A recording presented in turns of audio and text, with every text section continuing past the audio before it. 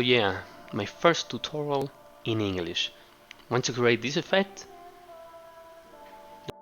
Then this is the tutorial you were looking for. Okay, so to start with, we're going to create a new box.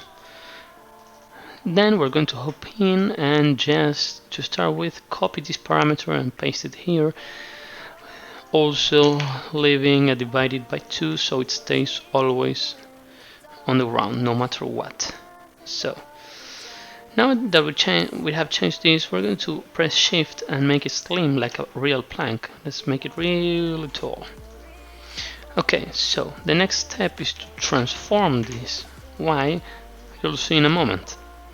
So if we transform it and set it to 0.1 on the y-axis and then do an ISO offset and set this to 100 of resolution and scatter some points, and also saying, let's say for this tutorial 500 pieces, you can of course create some points that we already made and use a voronoi fracture. After we create this voronoi fracture, we can see that the name is on the primitives and it says piece 0. I actually want to append this. Append to what? To another name, but we don't have the name. So let's create it. We can use a connectivity node for this. If we set it to primitives and then create a wrangle, we create a wrangle with the following attributes that I have them set here. Hence string name equals to piece. This is whatever we want. I'm going to write plank and intoa of the class. This has to be on primitives, so it creates based on how many objects we have. We already have 1, so 0, 0, 1, 2, 3, 4. We have only 1. So plank 0, and that's about it. We can also create, it can come in handy after the fact, but we can create also a name original equals to name. I would highly recommend you to do this because then the name attribute is going to change. So now that we have this, we can see how the name changed and the name origin stayed or remain as it should be. If we press Ctrl Shift Alt and we drag it down below, you can see that the same result applies. It's referenced. But if we delete this channel and invert it, we are having splinters now. Now if we create a null and before that we create an assemble node, you can create points from these attributes. So the points are here. Okay, perfect. Now what do? We should create, of course, a DOP network from scratch. I'm going to set this as out RBD. Let's create a DOP network and hop in. Let's drag in the RBD packed object, plug this in here and look for the out RBD. It is not doing anything because there is no force and no solver. So let's add the solver.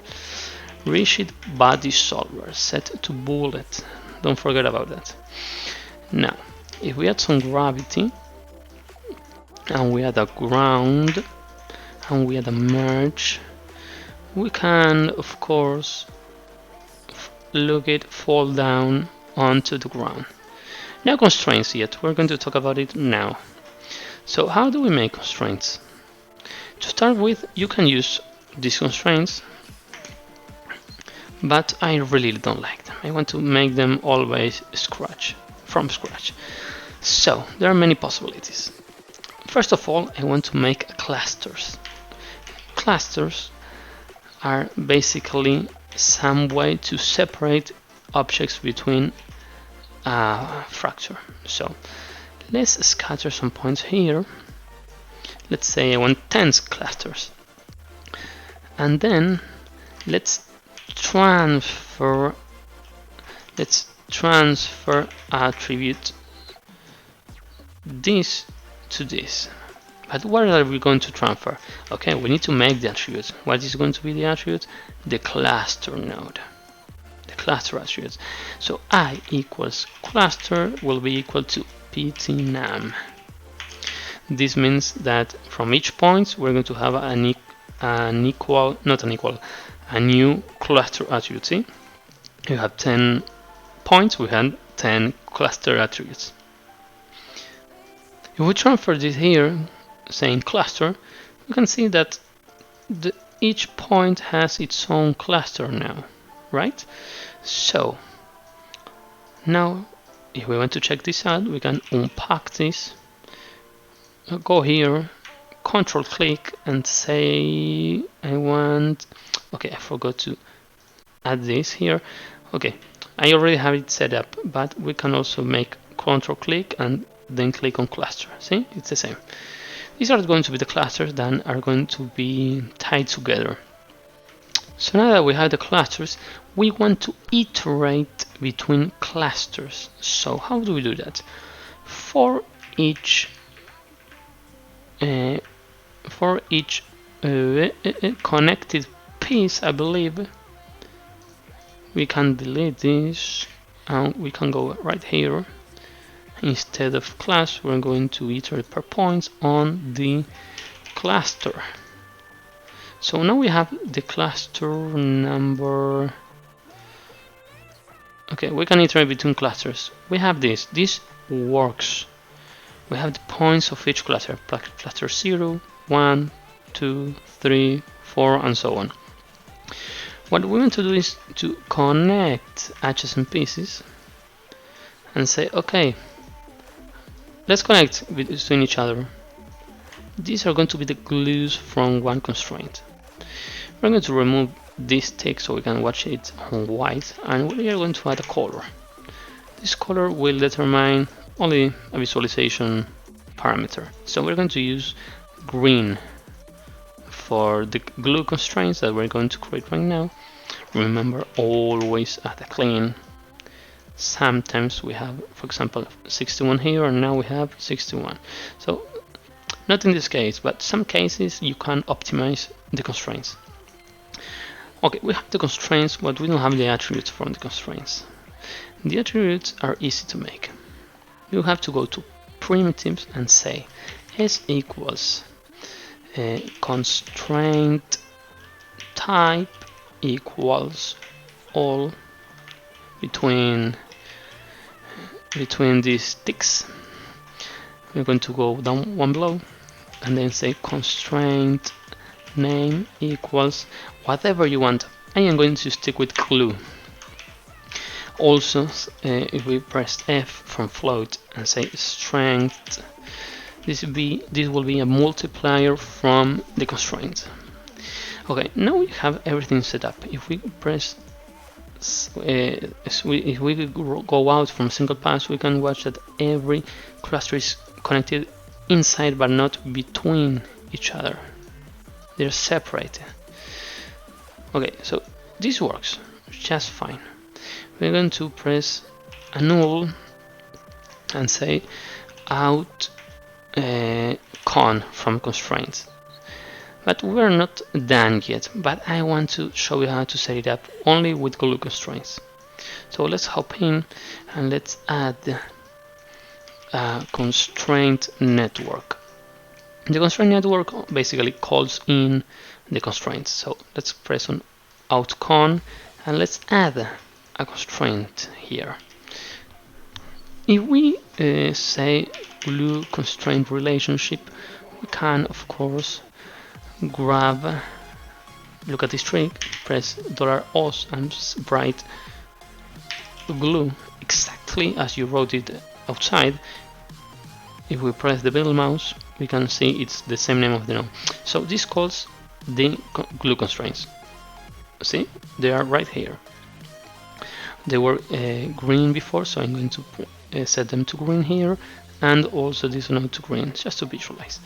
So if we watch the simulation,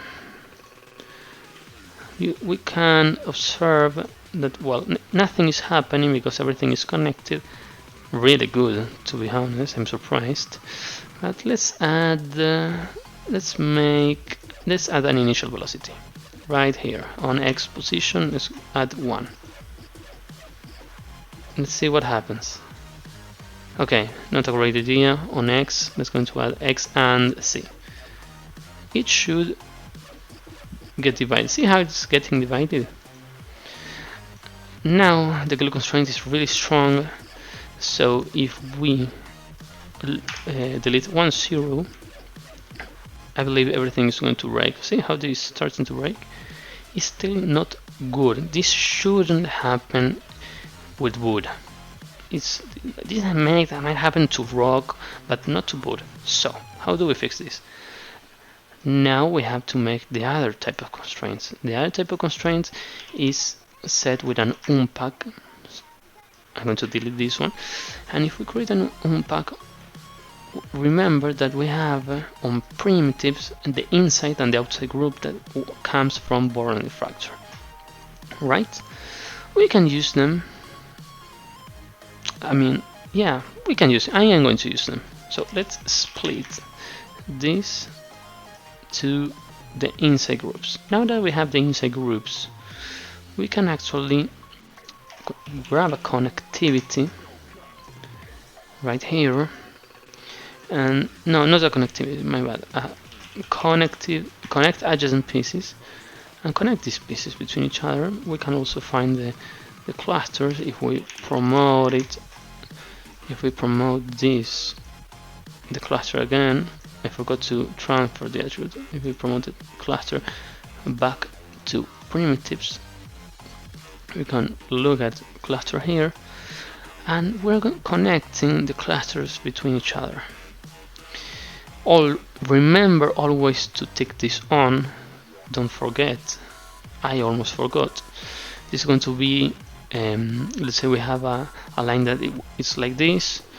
If it extends, it's going to you are going to have the initial distance, and also you are going to have inside the simulation how long it is now. This creates resistance. You can also add some angle distortion, etc. So now we have this. We're going to copy and paste this here. We're going to remove the strength like this and add a hard instead. Hard are constraints that don't break ever. We should also copy this from the clean, just in case. We got 7,000 points and now we have 4,000 points, so it worked. And with that we have this, we can merge these two together right here. We're going to watch this because we don't have the color and we don't have the strength. I'm going to add the color. The strength doesn't really matter. But just to visualize, I'm going to add this. And we're going to place this around here. So I made a tiny little adjustment where I deleted the split and I changed the value from 100 to 5. This is because with 100 we would be having a lot of connections and I don't want so many connections. With 5 it's going to be okay. So if we go back to the DOP network, we can of course create a hard constraint relationship, and with the same trick as before we can generate some hard constraints. If we plug this in, we can we can start watching how this works. Let's go here and tick on display geometry and then press the radius back to 0 and use a red color, just like in subs. So we have this. Since hard constraints don't really break, these are never going to separate. So if we watch closely with this velocity added, we are going to look how this doesn't break at all. See? it's not breaking, and it will always remain like this. Some glue constraints are breaking, but that's about it. So how do we break them? We need to create a subsolver to start with. Subsolvers import the actual constraints to, so you can be able to, so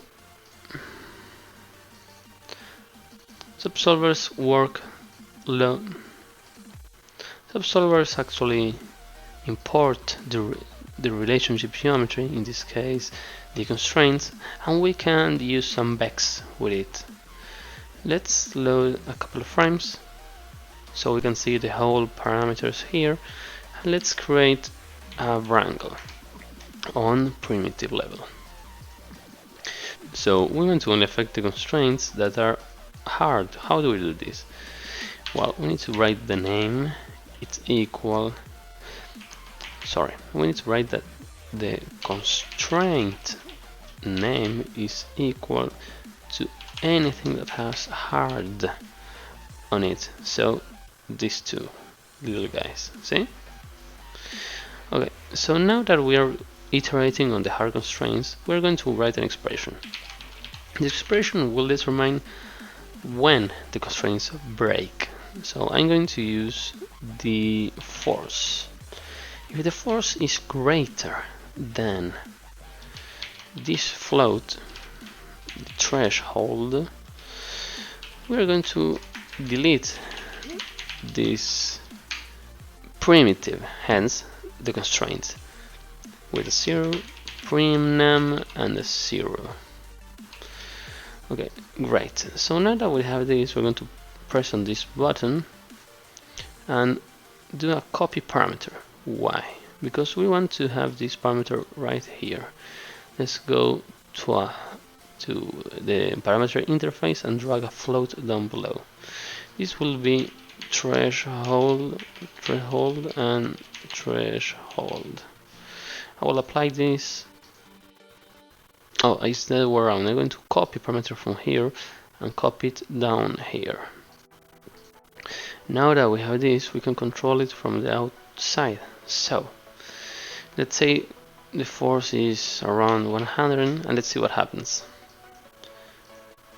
Okay, so the constraints already broke. What happens if we add 400 instead of 100? They break a little bit slower. Let's see what happens if we look at the geometry. Okay, maybe we need a little less of glue. And this is how we are going to start iterating over the geometry, looking what it does. Okay, this is starting to become interesting, but I would like to have more hard constraints on the false. So I'm going to add 800. Okay, so now we need to recalculate the simulation and see what happens. They already broke. Okay, maybe we can multiply this by 3 and see what happens. See, they're starting to break. Maybe a number a little bit big, or let's say 8. As I said before, this is an iteration workflow. We need to check how they turn, because every geometry is going to be new from the last one. So if we add 16 plus, this should work a little bit better.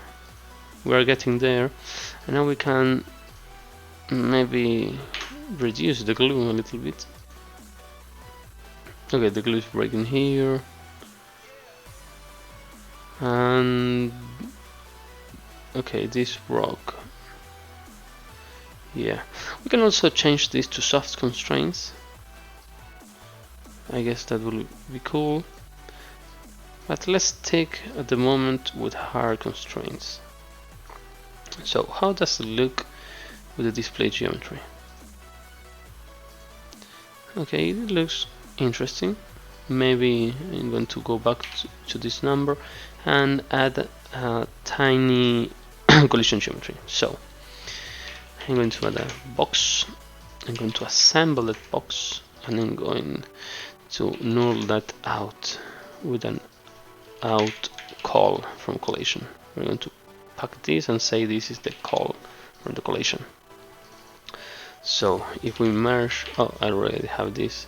If we add static solver and go, plug it in here, and then use this node, the one that says out collision, we're going to have this collision where it seems to go. So we're going to move this a tiny bit like this and move it somewhere over here. This should work, I believe. So let's see, what does this create? It's falling, and it broke. Amazing. See? This is the effect we were looking for. Let's see how it looks without the geometry. So it all comes down to here where it broke down. We can also do the following. See how it says angle here? Well, we can manipulate the angle. Instead of using force, I'm going to add a new one. I'm going to do the following. So sorry, it was the other way around, like this. This is just to comment, and I'm going to say instead of force, do angle. Trash A.